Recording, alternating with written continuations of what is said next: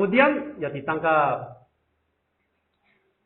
Pasal 18 sampai 20, Yesus dimuliakan dan kembali kepada Bapa. Diadili di hadapan Hanas. Hanas itu bertua Kayafas. Kayafas ini sebenarnya imam besar, ketua mahkamah agama. Tapi kenapa Yesus tangkap kemudian langsung dibawa ke Hanas bertuanya? Karena pikirannya Hanas itu lebih berkuasa. Jabatan imam besar zaman itu ya sering dibeli dari kerajaan Roma. Kasih uang, dapat jabatan. Sehingga harus hubungan baik dengan politik. Saling mendukung. Ini terjadi. Jadi di pengadilan Yesus Kristus itu ceritanya panjang lebar. Yesus diadili, dihukum mati, disalibkan. Mungkin singkat saja sudah cukup. Kenapa di sini dibawa di hadapan Hanas, nanti di Pilatus, ceritanya panjang, banyak pertanyaan-pertanyaan ini. Intinya apa di sini? Intinya di sini itu ilegal. Pengadilan terhadap Yesus Kristus itu, Yesus tidak berbuat salah, tetapi dihukum mati secara tidak adil. Itu intinya. Khususnya di hadapan Hanas, imam besar ini. Itu secara agama.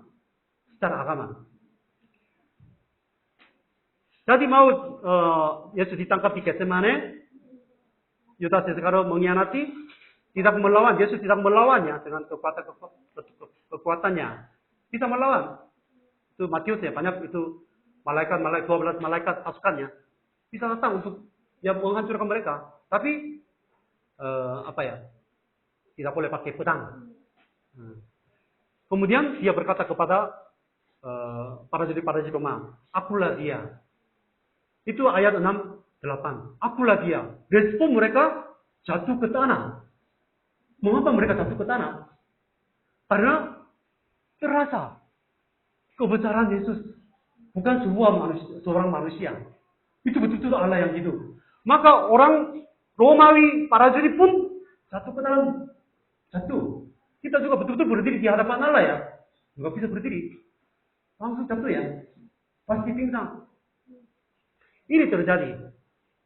Jadi kemudian Yesus diadili di hadapan Hanas secara agamawi.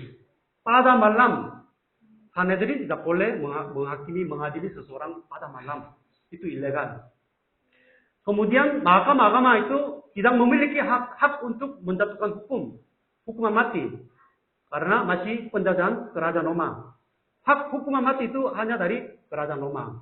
Kemudian kalau menjadi pengadilan Yesus Kristus, kalau jadi sah, itu minimal 23 anggota harus hadir.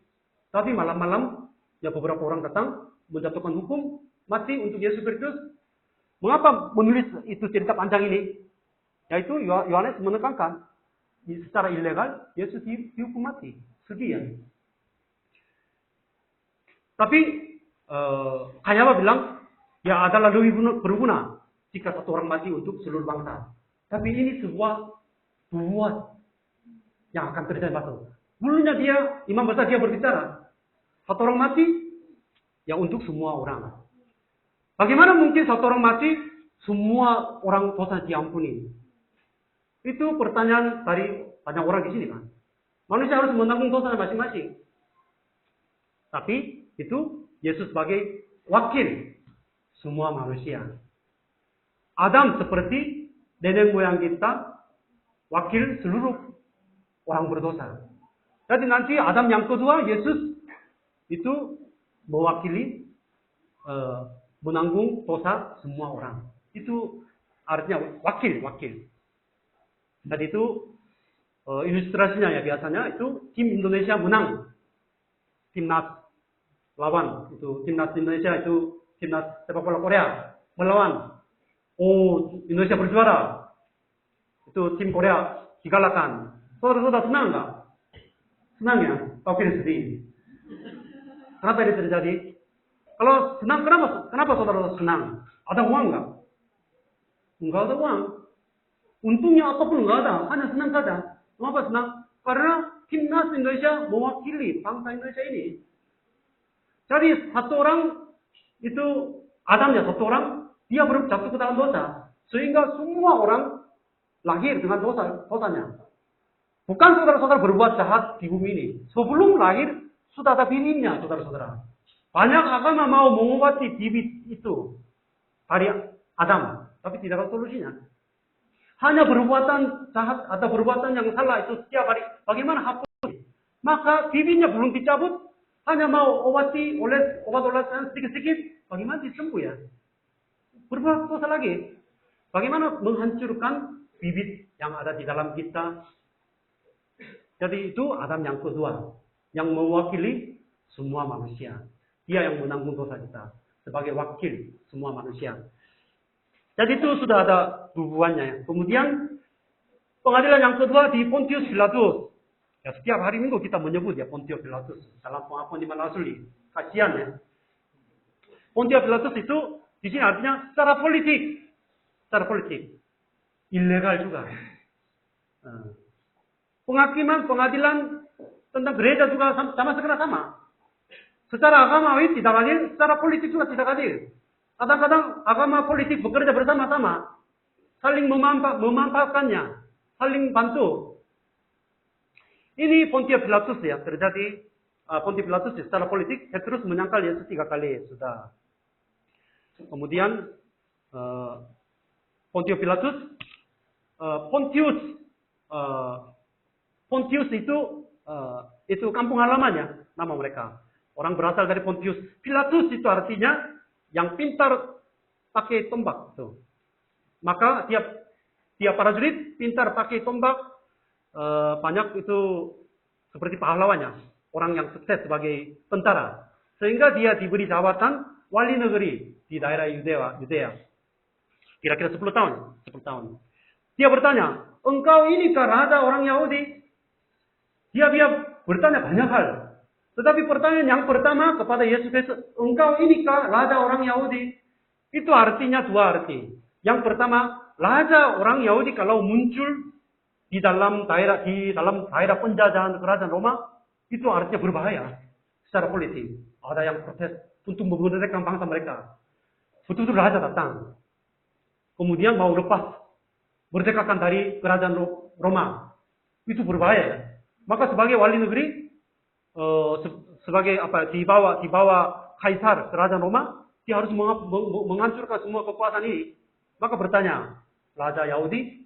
Tetapi sebenarnya raja orang Yahudi itu artinya tadi pengakuan dari Nathanael ya, engkaulah raja orang Yahudi, yaitu Mesias. Jadi itu semacam metafora ya, dua arti. Kemudian dia bertanya, apakah kebenaran itu? Itu artinya dia sendiri sebagai raja wali negeri, orang Roma yang pintar, tapi dia sendiri tidak tahu kebenaran. Tetapi dia mau membunuh orang yang membawa kebenaran di bumi ini. Itu sangat ironis. Maka hukuman mati itu juga ilegal karena tanpa bukti, karena takut akan masyarakat ya yang membuat kerusuhan. Takut. Pemimpin politik selalu seperti itu. Kadang-kadang memanfaatkan agama, kemudian kadang-kadang itu takut akan masyarakat. Mau menyampaikan kebenaran, tapi hati-hati. Itu seorang politikus ya. Dia harus naik pangkat. Nanti mungkin bukan hanya di daerah orang Yahudi, tapi nanti mungkin di pusat kota, di Roma, Athene, mungkin dia naik pangkat. Maka harus hati-hati. Walaupun tidak ada bukti, itu harus dibunuh. Dan juga masyarakat juga ya, berteriak-teriak, saliblah. Kemudian di sini ada penyamun Barabas.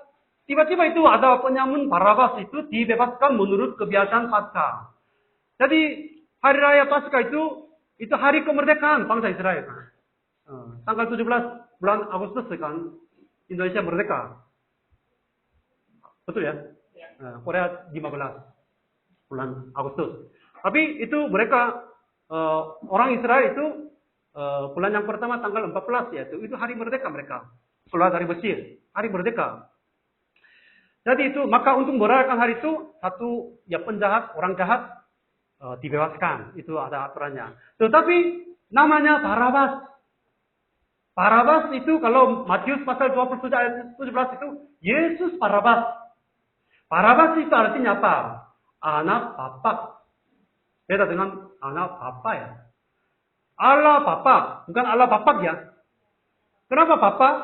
Karena untuk Allah agak aneh kalau menyebut Bapa ya. Maka kau nggak ada, Bapa saja. Tapi di sini Barabas itu artinya anak Bapa. Anak manusia maksudnya. Anak manusia ini yang berdosa dibebaskan. Tapi anak Allah disalibkan. Anak Bapa ini berdosa. Tapi anak Allah yang tidak berdosa disalibkan. Ditukar. Jadi ini arti salib Yesus Kristus. Saudara-saudara kita orang berdosa, penyamun, penjahat, orang jahat. Ini dibebaskan. Tapi Yesus yang tidak pernah berbuat dosa, disalibkan. Itu semacam kiasannya. Kemudian Pontio Pilatus dalam pengakuan iman asli. Setiap hari Minggu itu bikin banyak gereja yang mengakui pengakuan iman asli. Mengapa ada nama Pontio Pilatus ya? Pengakuan iman asli itu disebut kredos. Kredos mungkin banyak ya. Dikea kredos, pengakuan iman asli juga ada. Tapi pengakuan dikea itu agak terlalu panjang. Maka di gereja biasanya pengakuan iman asli itu sering diucapkan dalam kebaktian. Biasanya sebelum khotbah. Sebelum khotbah. Di Indonesia biasanya sesudah khotbah juga banyak. Mengapa sebelum khotbah biasanya mengaku iman asli ini? Karena gereja mula-mula banyak ajaran palsu masuk. Sehingga zaman itu belum mengerti inti kekristenan ini apa. Agak sulit. Sehingga membuat pengakuan iman asli ini. Pengakuan Nikea. Ini sehingga jemaat sadar inti iman kita itu apa, yang benar apa. Mengakuinya, kemudian khotbahnya sesuai dengan pengakuan iman asli ini intinya.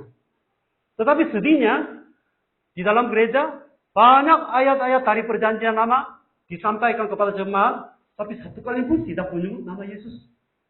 Itu agama apa? Pengakuan iman asli, Allah Bapa, Anaknya, Roh Kudus. Dalam doa saudara-saudara jarang menyebut Roh Kudus. Karena belum memahami ini semuanya. Jadi semua khotbah yang bagus bukan hanya mungkin berbicara tentang banyak ilustrasi yang menarik, enggak. Yang pintar berbicara, enggak. Isinya sesuai dengan pengakuan iman asli atau tidak. Itu pentingnya. Untuk itu setiap hari Minggu di gereja menyampaikan pengakuan iman asli yaitu menyebut Pontio Pilatus. Mengapa memasukkan nama Pontio Pilatus? Sebenarnya dia enggak mau membunuh Yesus.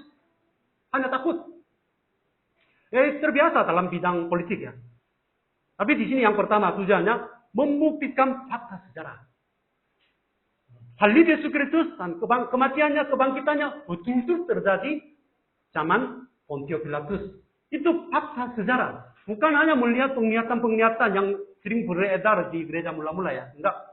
Kemudian yang kedua, di pemerintahan Pontio Pilatus itu adalah kekuasaan dunia. Kekuasaan dunia. Kekuasaan dunia itu. Ini sekarang mengganggu gereja kita. Selalu seperti itu. Maka pengadilan Yesus secara politik, secara agama, semua tidak sah, tidak adil. Ini terjadi. Tugu wali negeri Pontio Pilatus ya di Kaisarea. Kaisarea sebenarnya itu di pinggir pantai, tapi itu pusatnya dulu. Tapi hari raya Paskah, maka masyarakat banyak datang ke Yerusalem, maka ya Pilatus sebentar datang ke sini, ke Yerusalem. Kemudian Petrus ya 3 kali menyangkal Yesus, maka ada gereja ayam Petrus di Petrus. Petrus kalau melihat sangat malu ya. Itu saja break time ya 10 menit.